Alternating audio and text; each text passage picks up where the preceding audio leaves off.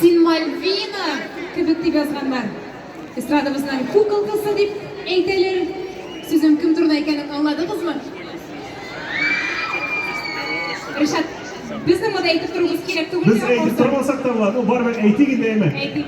Orshog'ingiz kuchli olqishlar, mendan ayrishagan bu qizlar emas. Elmira! Nahiyeva!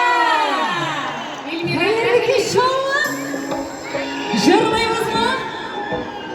Yaxshi, sizlar deb jırlab ketaganmagani. Esanmisiz,